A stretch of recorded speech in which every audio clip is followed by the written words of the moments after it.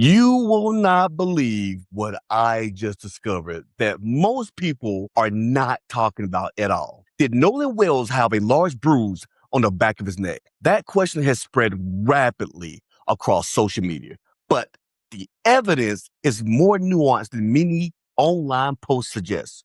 The independent autopsy documented a large area of red discoloration in the deep tissue at the back of Nolan's head and the posterior neck, about around here. The pathologist did not diagnose it as a bruise, did not conclude Nolan had been struck, and did not determine the discoloration resulted from decomposition. This remains an active investigation. No one has been charged, even though with that new phone call Warren made this out, the son of the judge, should be evidence that those kids knew Nolan was dead. And throughout this episode, we will distinguish confirmed medical findings, witness accounts, and allegations. Please remember to like, follow, share, and comment below. For more information about that audio file or the phone call, please visit Janetta Bradley on Facebook. Welcome to Money and Politics Simplified. I'm Esco Latimer. As this investigation continues, one of the most debated pieces of medical evidence is the area of discoloration found during Nolan Wells' independent autopsy. Was it a bruise? No. Was it decomposition? Was it evidence of trauma? Or is it something investigators simply cannot determine as of yet? Today, we're going to look exactly at what the independent autopsy says and, just as importantly, what it does not say. Then we're going to, as always, simplify it for you. The independent examination was performed by forensic pathologist Dr. Roger Mitchell after Mississippi had already completed its initial state autopsy. During a layered examination of the tissue at the back of the neck of Nolan's head, and Dr. Mitchell documented an approximately 12 by 8-inch area of red discoloration. The report described the location in relation to the occipital bone, the bone that forms the back and the lower portion of the skull. That's why some reports describe the finding as being the head, while others describe it as involving the posterior neck. They're referring to the same general anatomical region. But here's the important point, everyone. The report did not simply call it a bruise. And for clarification, we must point that out. Words matter. A bruise is a medical diagnosis that generally involves bleeding into tissue following an injury, like a sprained ankle. Red discoloration is an observation. It simply describes what the tissue looked like during the examination. It does not automatically explain why it looked that way.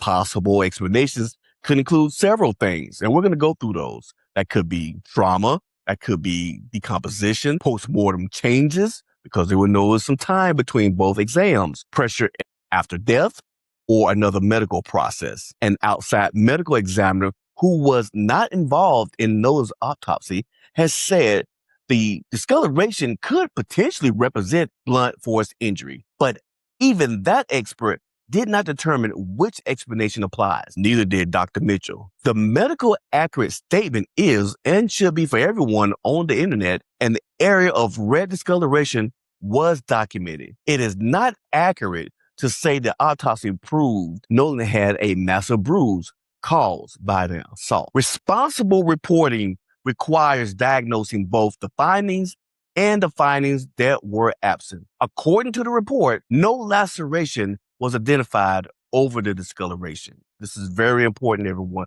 Please pay attention. No skull fracture was identified beneath it. No other conclusive deep tissue injuries established a severe physical assault.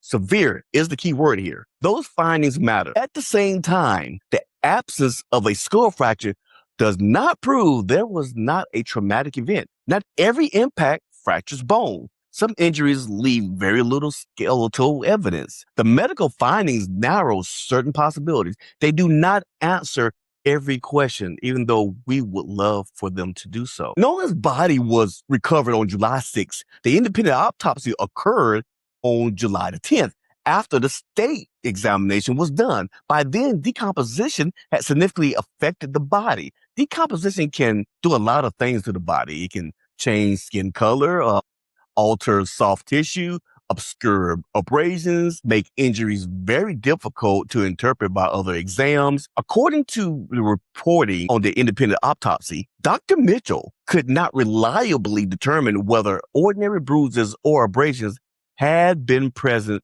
before decomposition advanced. That means we should avoid two very extremes, everyone. We cannot say the report proved blunt force trauma. We also cannot say the body's condition ruled out every possible injury. Both statements go beyond what the medical evidence established as of right now. Another point causing confusion involves the neck itself. The discoloration was found in the posterior or back portion of the head and neck. However, certain anterior neck structures, including parts of the airway that we know were missing and throat, were unavailable during the independent examination because they had been retained during the state's autopsy. Retaining organs or anatomical structures for further examination can be a normal part of the forensics practice. Their absence during the second autopsy does not by itself prove evidence was hidden or destroyed, but it is questionable. However, it did prevent Dr. Mitchell from independently examining those structures. That makes the state's photographs, retained materials, microscopic findings, and final report especially important at this point in the investigation. Essentially, everything hinges on it. Another recent development involves Nolan's reported alcohol consumption. A preliminary Marine Patrol search document reportedly states that witnesses described Nolan as drinking heavily on Horn Island. But here's the key point here. That is a witness account, not a scientific finding. Until toxicology results are released, which are being held, we do not know whether Nolan's measured blood alcohol concentration was high or low, or whether alcohol contributed to his death. We don't know. They won't release it. Even if alcohol is confirmed, it would not by itself explain how Nolan entered the water. But referring to the phone call again, it would seem that Nolan was on the boat, but that still needs to be determined. Separately, the Jackson County District Attorney's Office has confirmed the case will be presented to the grand jury. However, everyone, prosecutors have also stated that presenting deaths like this to a grand jury is standard practice for many non-natural deaths in the county. That announcement should not be interpreted as proof investigators believe a homicide occurred. A grand jury simply reviews evidence to determine whether criminal charges are supported or not. Several important questions remain unanswered, and they need to be answered. Investigators still need to evaluate the original autopsy photographs. That's very important to this case. The retained anterior neck structures, that's very important. Microscopic tissue samples, we need those. Evidence of internal bleeding, airway and lung findings, complete toxicology. The body's recovery position is also just as important the way it was in the water or the tide or weather conditions. Nolan's communications and movements, which we know has been tampered with, deleted messages. His phone wasn't with him when his body was found. Photos and videos of Horn Island are also very important, and boat location information, witness statements, and any inconsistencies that can be found. But this is also important. No single photograph, no single witness, no single area of discoloration answers this case or gives a complete picture of what happened on that tragic day. Only the complete investigative record can do that. And that is what we need. So as always, everybody, we're going to simplify this, okay? Here's what we really know for facts. The independent autopsy documented a large area of red discoloration in the deep tissue at the back of Nolan's head and neck, posterior. Dr. Roger Mitchell could not determine what caused it. Calling it a confirmed bruise goes beyond the report. Calling it proof Nolan was struck is unsupported by the current medical evidence that we have for the public.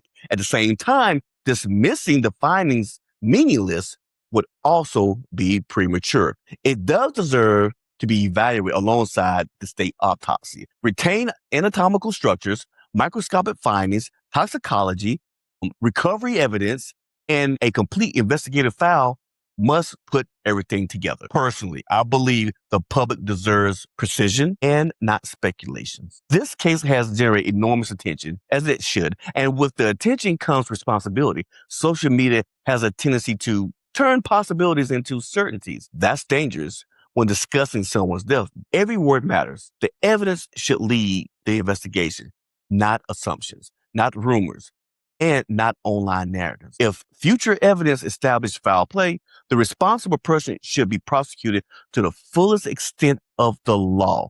And that means everyone. If the evidence ultimately established that there was an accident, Nolan's family deserves a complete explanation that addresses every significant medical finding and every major contradiction. Justice requires patience. Truth requires evidence, and both require investigators to follow the facts wherever they lead. But with historical issues with justice not serving Black Americans, skepticism is reasonable, folks. Let's just be honest about this in this day and age. What do you think? Should independent autopsy reports always be released to the public in a high-profile death investigation? How much weight should the public place on medical findings before the investigation is complete? Share your thoughts respectfully in the comments below. I'm Esco Loudman. Please remember to like, follow, share, and comment. This is Money in Politics Simplified. Stay informed, stay engaged, because when you understand the facts of the Nolan Wells case, my friends, you understand the politics and who it might affect. Have a good day.